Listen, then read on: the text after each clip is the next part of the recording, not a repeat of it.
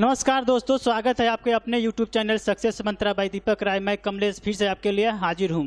जैसा कि दोस्तों आप लोग जानते हैं कि UPSSC PET का आप लोगों का सिलेबस जारी कर दिया गया है और बहुत ही जल्द ही इसका फॉर्म भरने का नोटिफिकेशन और एग्ज़ाम डेट आप लोगों को रिवील किया जाएगा।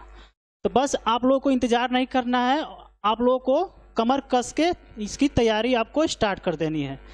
तो हम लोग इस चैनल के माध्यम से आप लोगों को टाइम टू टाइम आप लोग को मटेरियल प्रोवाइड करा रहे हैं।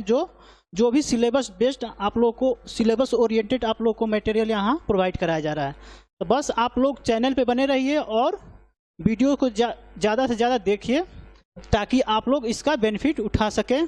और जो भी हम लोग क्वेश्चन करा रहे हैं वो मतलब कि सिलेबस बेस्ड, यानी ऐसे ही क्वेश्चन आप लोग को UPSSC PET यानी प्रिलिमिनरी एलिजिबिलिटी टेस्ट कि जो भी अगर आप यूपी स्टेट लेवल की जो भी एग्ज़ाम होते हैं वो क्या है, इसका मेन एंट्री गेट है। अगर आप एंट्री गेट को अगर क्रॉस कर पा रहे हैं तो किसी भी एग्ज़ाम को आप यानी नेक्स्ट फेज के लिए आप क्वालिफाई हो जाएंगे। तो आप लोगों को करना क्या है कि बस जी जान से लड़ जाना है और हम लोग जो प्रैक्टिस क्वेश्चन करा रहे हैं उसको आप लोगों को फॉलो करना है। तो चलिए आज की प्रैक्टिस हम लोग स्टार्ट करते हैं। देखिए, सबसे पहला पाई चार्ट यानी ये आपको डाटा इंटरप्रिटेशन मैथ्स का सेक्शन है। ये आपको 10 नंबर का इसका वेटेज है एग्जाम में, बहुत ही इम्पोर्टेंट सेक्शन है। तो देखिए, इसमें आपको पाई चार्ट दिया हुआ है, 2 आपको दिया रहेगा। तो आपको हर क्वेश्चन में 5-5 मार्क्स रहेंगे। तो ऐसे ही एग्जाम में आप लोग को पूछा जाएगा।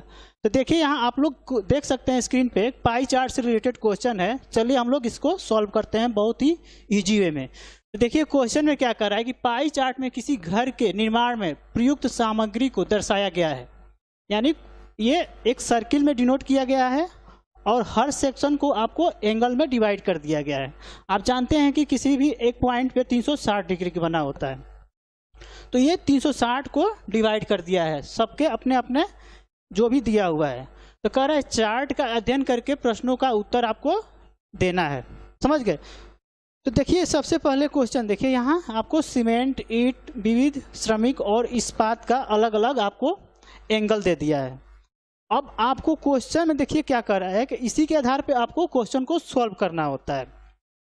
तो देखिए, सबसे पहला क्वेश्चन क्या कर रहा है कि घर के निर्माण में प्रयुक्त इस्पात का प्रतिशत आपको ज्ञात करना है। तो देखिए, सबसे पहले पाई चार्ट में आपको एंगल में दिया हुआ है, यानी आपको जो भी वैल्यू दी हुई है एंगल में दी हुई है। लेकिन आपको क्वेश्चन में क्या पूछ रहा है, आपको प्रतिशत में निकालना है। तो सबसे पहले आपको मालूम होना चाहिए कि एंगल में अगर वैल्यू दी हुई है तो उसको प्रतिशत में कैसे कन्वर्ट करेंगे, सबसे पहले आपको ये जानना जरूरी है। तो आइए हम आपको बताते हैं कि अगर कोई भी वैल्यू एंगल में दी हुई होती है और उसको पाई चार्ट में रिप्रेजेंट किया है तो कैसे हम लोग परसेंटेज में कन्वर्ट करेंगे। तो देखिए, इसमें किसकी बात कर रहा है, इस्पात की बात कर रहा है। अब यहाँ क्वेश्चन में देखिए, इस्पात की कितनी दी हुई है, 36 डिग्री दी हुई है। तो देखिए, आपको इसको परसेंटेज में कैसे कन्वर्ट करेंगे। 36 गिवन है, यानी इस्पात की आप लिख सकते हैं,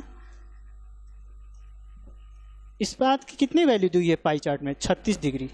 अब आपको करना क्या है कि इसको परसेंटेज में बताना है। तो देखिए, परसेंटेज यानी इसकी टोटल की वैल्यू कितनी होती है, यानी ये टोटल एंगल कितना सबटेंड करता है सेंटर पे, 360 डिग्री। तो 36 में जितने टोटल एंगल होंगे उसको क्या कर देंगे, डिवाइड कर देंगे।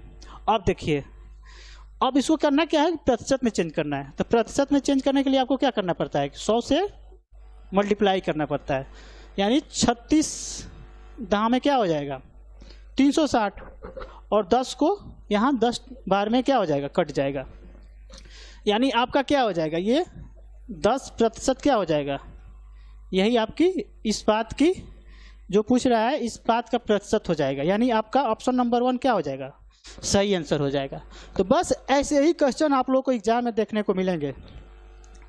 तो बस क्वेश्चन पूछने का तरीका चेंज कर सकता है, कुछ में कोई कुछ भी पूछ सकता है, किसमें कुछ पूछ सकता है, लेकिन ऐसे ही क्वेश्चन आप लोग को इसी अप्रोच को आपको फॉलो करना है। तो बस आज से यहीं पे लग जाइए और ऐसे क्वेश्चन की प्रैक्टिस को स्टार्ट कर दीजिए, क्योंकि इसका वेटेज अगर रीजनिंग में भी देखें तो इसी से मिलता जुलता क्वेश्चन है जो टेबुलर होगा।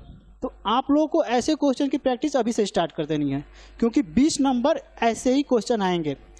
तो चलिए अब नेक्स्ट क्वेश्चन की ओर बढ़ते हैं। देखिए नेक्स्ट क्वेश्चन क्या कर रहा है, 264 नंबर क्वेश्चन हो गया। अब देखिए 265 क्वेश्चन क्या कर रहा है, इसको पढ़ते हैं।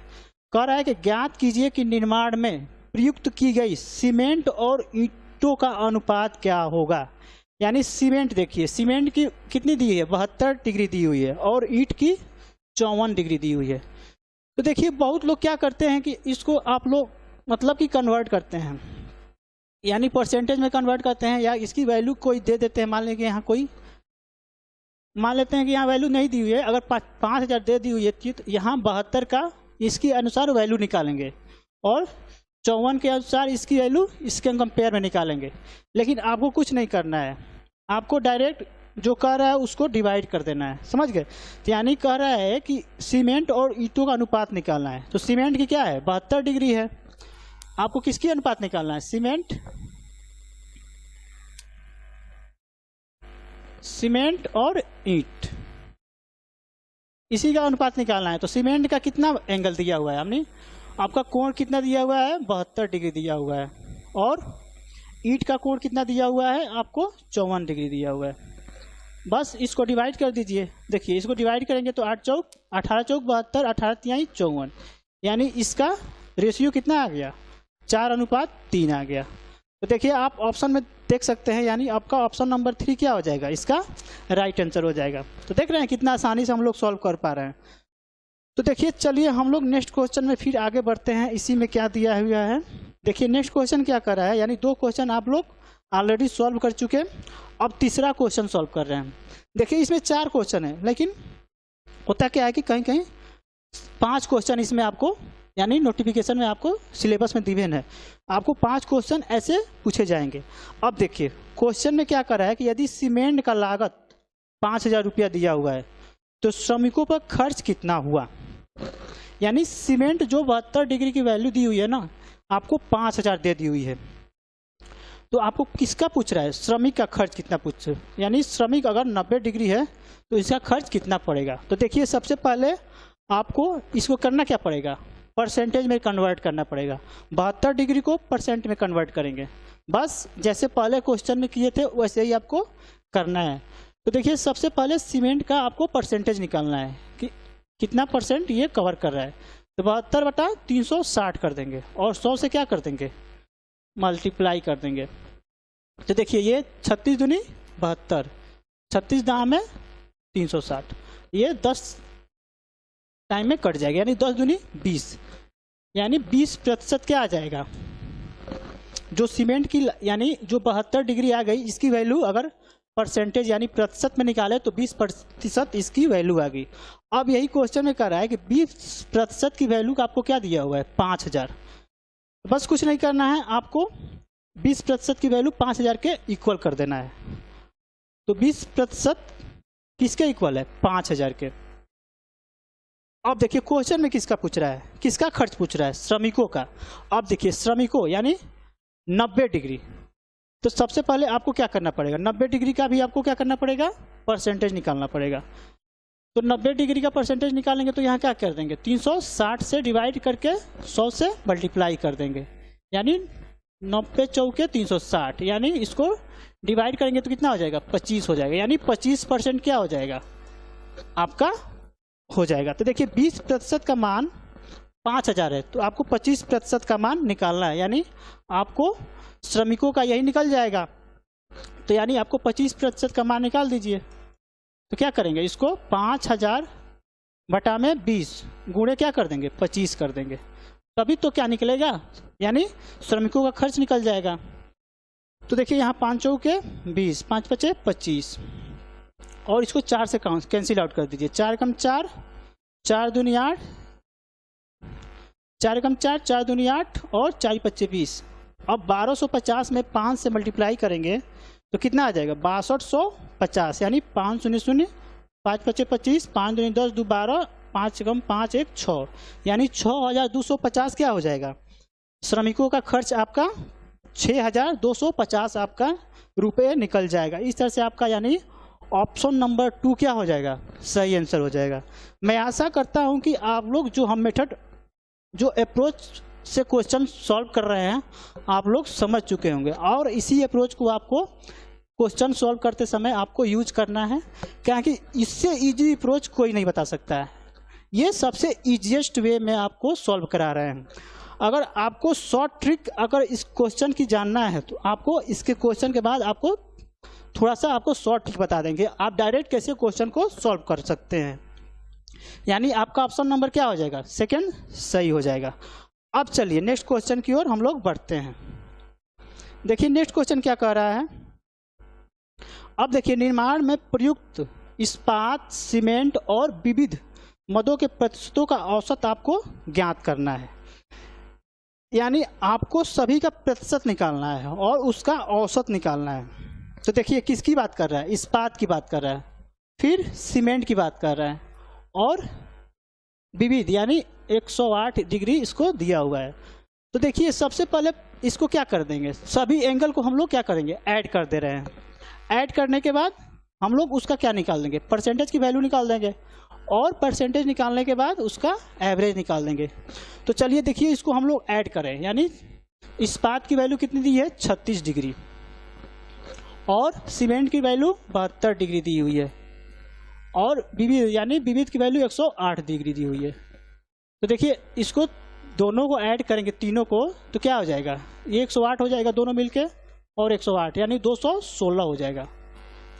समझ गए, 6 2 8 7 3 10, 108 108 216, यानी 216 डिग्री को हमको क्या करना पड़ेगा, परसेंटेज में कन्वर्ट करना है। समझ गए, यानी आप यहाँ से भी कर सकते हैं इसको डायरेक्ट, 3 से आपको औसत पूछ रहा है ना, तो यहाँ से भी डिवाइड करके औसत निकाल सकते हैं। जब 3 इस्पात, सीमेंट और विविध 3 आइटम है यहाँ, तो जितने भी आइटम होते हैं उससे क्या करना पड़ता है, अगर औसत निकालना है तो आपको उसको डिवाइड करना पड़ेगा। तो यहाँ 3 है तो 3 से डायरेक्ट यहाँ से डिवाइड कर दीजिए, 3 7 21 और 3 दूनी 6, यानी इसका औसत की वैल्यू कितनी आ गई, 72 डिग्री आ गई। बस आपको क्या करना है कि 72 डिग्री को परसेंटेज में कन्वर्ट कर दीजिए। तो आप जानते हैं कि 72 को परसेंटेज में कन्वर्ट करेंगे तो 360 से क्या करेंगे, डिवाइड करेंगे, इंटू 100 कर देंगे, और ये 5 से कैंसिल हो गया, यानी 5 यानी 20 टाइम ये क्या हो जाएगा, कट जाएगा।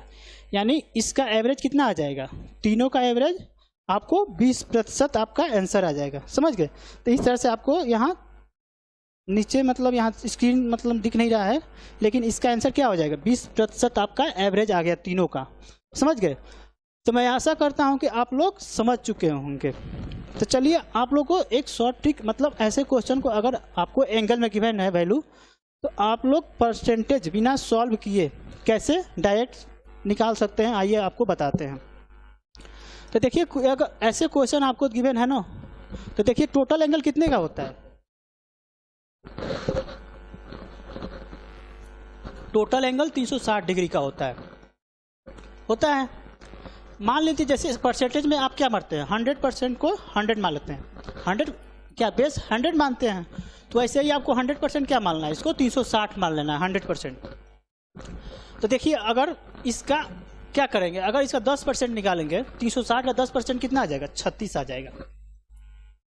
36 आ गया, यानी 36 डिग्री को क्या लिख सकते हैं हम, 10% लिख सकते हैं। यानी डायरेक्ट अगर 36 डिग्री दिया हुआ तो उसको हम लोग 10% लिख देंगे। अगर 72 डिग्री दिया हुआ तो क्या करेंगे, इसका 10 क्या है, डबल है, तो इसका क्या कर देंगे, डबल कर देंगे, यानी 20% हो जाएगा। समझ गए ना, यानी अगर इसका क्या कर देंगे, 108 डिग्री दिया हुआ है तो क्या कर देंगे, ये इसका जस्ट क्या है, 3 गुना है, तो क्या हो जाएगा, 10 तिहाई 30% हो जाएगा। अगर मानिए आपको यानी आपको 54 पर दिया हुआ है, 54 डिग्री दिया हुआ है, तो आप कैसे क्या कर देंगे, यहाँ 36 में आपको क्या करना पड़ेगा, 18 ऐड करें पे, यानी 36% 10 यानी 36 डिग्री 10% के इक्वल है, तो 18 डिग्री किसके इक्वल हो जाएगा, 5% के। तो क्या हो जाएगा, यहाँ 10 और 5 कितना हो जाएगा, 15 हो जाएगा। इस तरह से आप मतलब डायरेक्ट विदाउट सॉल्व किए हुए आप लोग ऐसे परसेंटेज इजीली निकाल सकते हैं। मैं आशा करता हूं कि आप लोग इस अप्रोच को सॉल्व यानी समझ चुके होंगे। तो चलिए हम लोग फिर नेक्स्ट क्वेश्चन की ओर बढ़ते हैं। देखिए नेक्स्ट क्वेश्चन क्या कह रहा है, देखिए नेक्स्ट क्वेश्चन क्या है, बार ग्राफ से रिलेटेड क्वेश्चन है। ऐसे भी क्वेश्चन आप लोगों को एग्जाम में देखने को मिलेंगे। तो चलिए हम लोग बार ग्राफ का क्वेश्चन की सॉल्व करते हैं। देखिए इसमें क्वेश्चन क्या किया है, 3 ग्राफ में रिप्रेजेंट किया है, जिसमें एक हिंदू को रिप्रेजेंट किया है और एक सिख को और एक मुसलमान को। यानी जो फर्स्ट वाले पार्ट है वो हिंदू को रिप्रेजेंट कर रहा है और ये सेकेंड वाले ब्लैक वाले सिख को डिनोट कर रहा है। ये जो ब्लैंक है वो मुसलमान को डिनोट कर रहा है, समझ गए। और यहाँ आपको ईयर दिया हुआ है 2005, 2006, 2007 और 2008, यानी 4 साल आपको दिया हुआ है। और ये जनसंख्या का प्रतिशत आपको दिया हुआ है, यानी वाई एक्सिस पे जनसंख्या का प्रतिशत दिया हुआ है और ये एक्स एक्सिस पे क्या दिया हुआ है, आपको वर्ष दिया हुआ है। तो चलिए देखिए क्वेश्चन में क्या पूछ रहा है। कह रहा है कि यदि 2007 में कुल जनसंख्या का 80 लाख थी, यानी 2007 में कुल जनसंख्या कितनी थी, 80 लाख थी। तो पूछ रहा है कि 2007 में हिंदुओं की संख्या क्या थी, समझ गए। तो देखिए यहाँ 2007 यानी आपको टोटल जनसंख्या कितनी दी हुई है, 80 लाख, यानी 100% की वैल्यू कितनी दी हुई है, 80 लाख दी हुई है। तो आपको देखिए 2007 की बात कर रहा है, तो यहाँ किसकी संख्या पूछ रहा है, हिंदुओं की। देखिए हिंदुओं किसको रिप्रेजेंट कर रहा है, ये वाला ग्राफ कर रहा है ना। तो यहाँ से देख सकते हैं हिंदुओं की कितनी है, 25%, यानी इसको हम लोग मिलाएंगे कितना आ रहा है, ये किसके सामने, 25%। यानी आपको 100% की वैल्यू 80 लाख, यानी टोटल पॉपुलेशन आपको यहाँ 80 लाख दी हुई है। यानी आपको आप ऐसे ही सॉल्व करेंगे, 100% की वैल्यू कितनी दी है, 80 लाख। आपको कितना निकालना है, केवल हिंदुओं की संख्या निकालना है, तो यानी प्रतिशत कितना है, 25%। तो 25% की वैल्यू निकाल दीजिए, यानी 1% की वैल्यू कितनी आ जाएगी, 80/100 आ गई। तो यहाँ कितना है, 25% रहा है ना, यानी 25% की वैल्यू यहाँ से निकाल दीजिए, यानी 80/100 गुणे आपको क्या करना पड़ेगा, 25 से मल्टीप्लाई कर दिए। तो यानी 20 चौके 80, 20 बचे 100, यहाँ से 5 बचे 25 हो जाएगा। तो इस तरह से 5 चौके 20 क्या हो जाएगा, यानी 20 लाख क्या हो जाएगा आपका, यानी ऑप्शन नंबर 4 आपका क्या हो जाएगा, सही आंसर हो जाएगा। यानी 20 लाख हिंदुओं की संख्या निकल गई, समझ गए। तो अगर देखिए, अगर ऐसे क्वेश्चन में अगर आप लोगों को परसेंटेज, एवरेज और जितने भी फ्रैक्शन से कन्वर्जन, यानी प्रतिशत से फ्रैक्शन में चेंज करना, प्रतिशत से फ्रैक्शन में चेंज करना और फ्रैक्शन से प्रतिशत में, ये सब आपको मतलब मालूम होनी चाहिए बहुत अच्छी प्रकार से, तब आप ऐसे क्वेश्चन को इजी वे में सॉल्व कर पाएंगे। तो चलिए इस तरह से आपका ऑप्शन नंबर 4 क्या हो जाएगा, सही आंसर हो जाएगा। फिर देखिए नेक्स्ट क्वेश्चन क्या कर रहा है, ये क्वेश्चन सॉल्व हो गया। फिर ये क्वेश्चन देखिए क्या कर रहा है, कह रहा है कि 2005 से 2008 तक हिंदुओं की जनसंख्या में प्रतिशत कमी, यानी 2005 की देखिए, यहाँ 2005 की हिंदुओं की संख्या क्या कर रहा है, ये डिनोट कर रहा है। यहाँ क्या है, हिंदुओं की संख्या 30% बता रहा है। और 2008 में देख लीजिए, 2008 में कितना कर रहा है, 15%। तो यही कह रहा है कि कितनी प्रतिशत की कमी हो गई, यानी 2005 में देख लीजिए, 2005 में हिंदुओं की संख्या कितनी थी, आपको ग्राफ में आपको 30% दी हुई है। और 2008 में बात कर रहा है ना, तो 2008 में कितनी है यहाँ पे, 15%, यानी 15% हो गया। तो आपको यही पूछ रहा है कि परसेंटेज कमी कितना हुआ हिंदुओं की संख्या में, वही पूछ रहा है। तो देखिए इसका डिफरेंस कितना हो जाएगा, 15% का डिफरेंस हो गया, समझ गए। तो यही क्या हो जाएगा आपका, यानी 2005 से 8 तक हिंदुओं की जनसंख्या में कितनी प्रतिशत की कमी आ रही है। तो यहाँ से 15, तो देखिए आपको इसके कंपेयर में निकालना है, यानी 2005 के कंपेयर में निकालना है ना। तो यहाँ 2000 यानी कितने प्रतिशत की कमी आ गई, तो परसेंटेज आपको कमी निकालना पड़ेगा। तो कमी कितनी आई, 15% की। अब देखिए किसके कंपेयर में, यानी किससे तुलना कर रहा है, 2005 से तुलना कर रहा है ना। तो 2005 की वैल्यू आपको क्या करना पड़ेगा, इसको डिवाइड करना पड़ेगा, 30% इंटू आपको क्या करना पड़ेगा, 100 करना पड़ेगा। यानी ये प्रतिशत से प्रतिशत कैंसिल, ये 15 दूनी 30, यानी 2, ये 50 टाइम्स कट जाएगा, यानी आपका 50% की कमी आई है। कब, 2005 से 2008 के हिंदुओं की संख्या में। तो इस तरह से आपका क्या हो जाएगा, ऑप्शन नंबर फर्स्ट आपका सही आंसर हो जाएगा। मैं आशा करता हूँ कि आप लोग समझ गए होंगे, आप लोग कोई प्रॉब्लम नहीं होगी। तो चलिए हम लोग नेक्स्ट क्वेश्चन की ओर बढ़ते हैं। देखिए नेक्स्ट क्वेश्चन, ये फर्स्ट और सेकंड क्वेश्चन आप लोगों को सॉल्व करा दिए। अब देखिए थर्ड क्वेश्चन क्या कर रहा है कि 2005 और 2008 में हिंदुओं की जनसंख्या के प्रतिशत का अंतर आपको बताना है। 2005 और 8 में हिंदुओं की जनसंख्या के प्रतिशत का अंतर, यानी आपको यहाँ प्रतिशत कम ही पूछ रहा था, लेकिन यहाँ प्रतिशत का अंतर पूछ रहा है। आपको क्या करना है, डायरेक्ट माइनस कर देना है।